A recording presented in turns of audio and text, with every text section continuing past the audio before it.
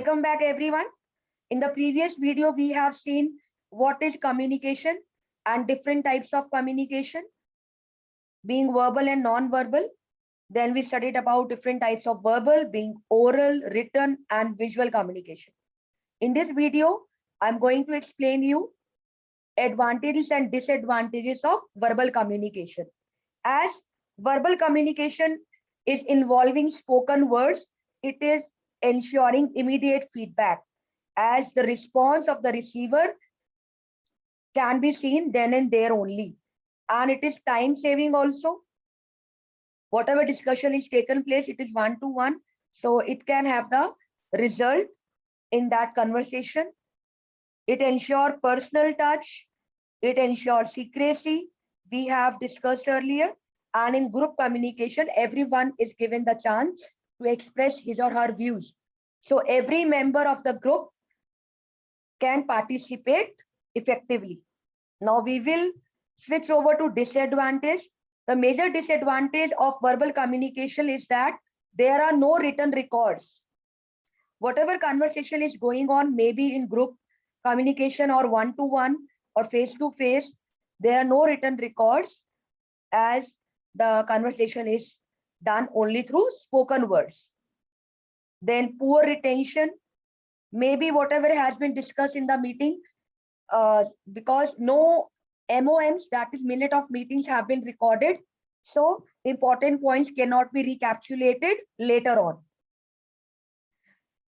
It often leads to misunderstanding.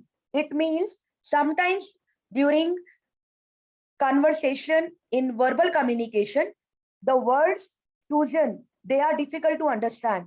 Maybe the receiver at his end is not able to understand because right words are not used for communication. So it can create misunderstanding and even lack of responsibility. Maybe the person involved in the communication is not able to, take onus. He is setting back that these points have not been discussed while in group meeting or say one-to-one meetings, etc. So these are major advantages and disadvantages. Now I will switch over to the topic, how to master verbal communication. It plays a key role in our day-to-day life also. Whether we are in conversation with our teacher, we are conversation with our parents, or we are out somewhere, we must know how to master verbal communication. We must always think about your topic. Before speaking on topic, we must think what we are going to speak. And when we are speaking, we should speak clearly, loudly, and at moderate speed. It means, for example, if a person is speaking or given a presentation in a hall, then his voice should be audible to the last person also. Then only the communication would be effective. If the voice is not reaching to the last person or all people are not able to understand, the communication cycle won't be considered complete. And the person should be confident enough. His body language, the way of standing, everything is being noticed. He should not feel nervous at any point of time. So he should be confident. Then while communicating, we must maintain eye contact during conversation. It is also playing a key role because it means we are active enough while communication. We should not repeat the same sentences again and again during conversation. And whatever we are sharing, we must ensure the information is to the point. It should not be monotonous at any point of time. And we should keep in mind our target audience. It means we should use that language, or we should use that medium which is easily understandable to the audience whom we are addressing. Suppose we are speaking in, say, French, and French is not being able to understand by everyone. So there is no use of that communication. Then we should stand straight and our body Language speaks a lot about ourselves and we should be friendly. So these are key points of mastering verbal communication. Moving ahead, we come to the topic non-verbal communication. Non-verbal communication is a type of communication which involves facial expressions, touch, eye contact, gestures, and body movements. It will not involve any spoken word. So we are communicating only with the help of our gestures or postures or eye contact. For example, if a class is going on and some students are talking at the back, so teacher is communicating through eye contact only. She is looking at the back, and by the eye contact of the teacher, the students are able to understand that they should be quiet at that time. So this is an example of non-verbal communication. In our day-to-day life, 80% of our communication is done through non-verbal communication. Whatever we want to speak, it is reflected to our body movement and eye gestures. Now we come to the topic, the communication cycle. A question can come, define the communication cycle. So communication cycle can be defined as the process of transmission of the ideas of the sender, whatever he wants to convey to the receiver, and in turn, the receiver feedback or the reaction. This is an important point. Until and unless the feedback of the receiver is not received by the sender, the communication cycle cannot be considered as a complete cycle. We can define the cycle to be complete only if the feedback has been received. Then it will involve input, channel, message. Input is the idea to be conveyed by the sender. Then channel is the medium, whether the sender is adopting oral communication, written communication, or visual form of communication. Then message, that what the actual message is to be sent. As I told you, 80% of communication is non-verbal. Our body language speaks a lot. Through our gestures only, our communication is conveyed. Now we come to effective communication cycle. It involves sender, receiver, feedback, and ideas to be communicated.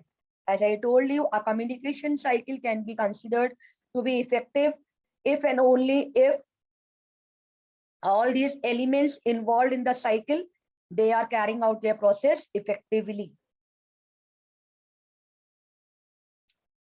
Now we will learn about the elements of communication process. Again, sender, message, channel, receiver, feedback, interference. Sender, he is the creator of the message, whatever message to be conveyed. Message means the information, the idea, or the thought. Channel means medium or the language which the sender would be adopting to communicate. It can be a verbal form of communication or non-verbal form of communication. Then comes your receiver. He's the person who is the recipient of the information and who would be interpreting the message. Then feedback. It is the response which the receiver would give to the sender. It can be positive feedback, it can be negative feedback, or it can be no feedback. Last element is interference. It means the hindrance which can come in between communication, like the barriers. It can be physical, linguistic, cultural, or it can be some obstacle which is acting as an hindrance for the communication process.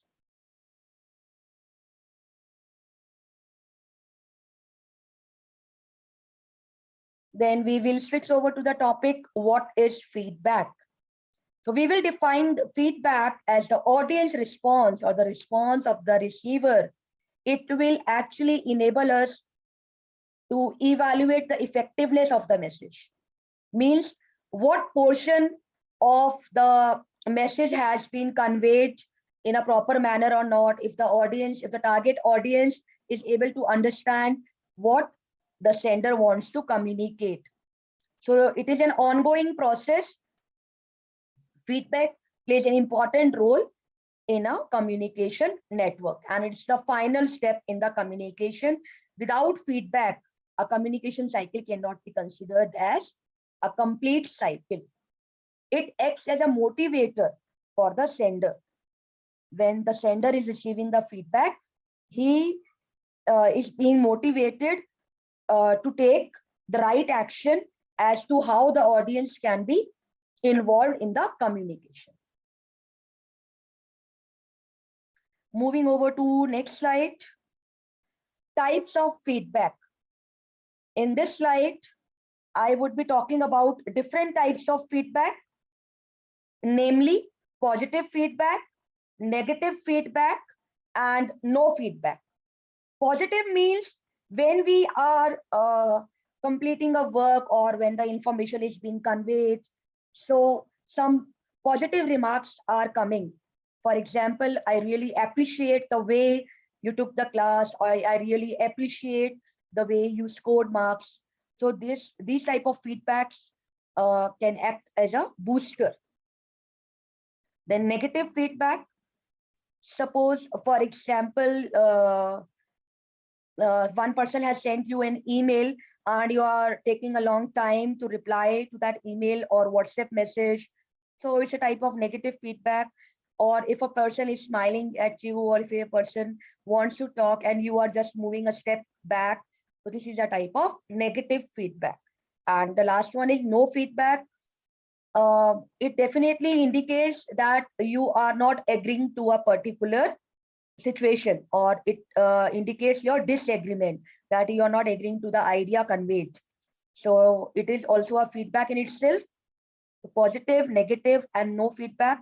These types of feedback can be understood by a very good example.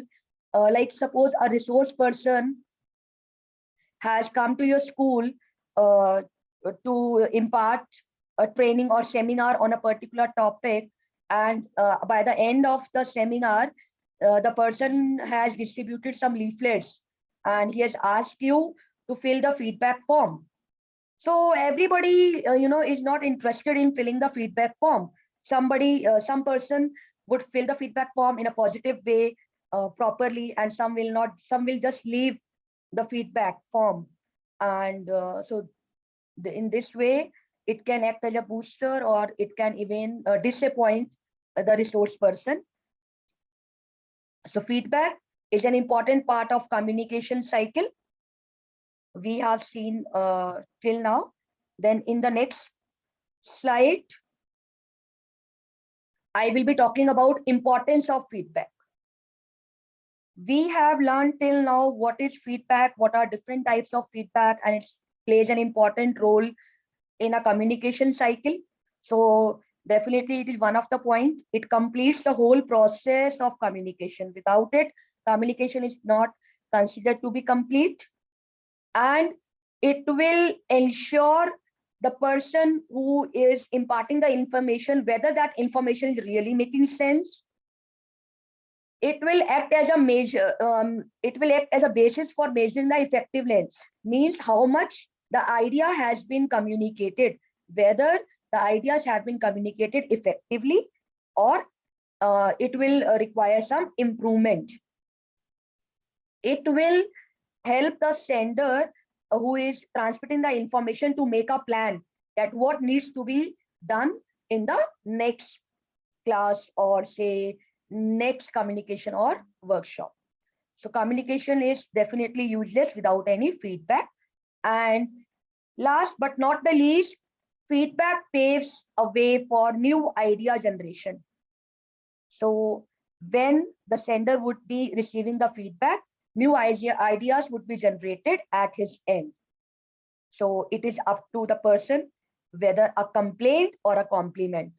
Yes, feedback can be in the form of complaint, or it can be in the form of compliment.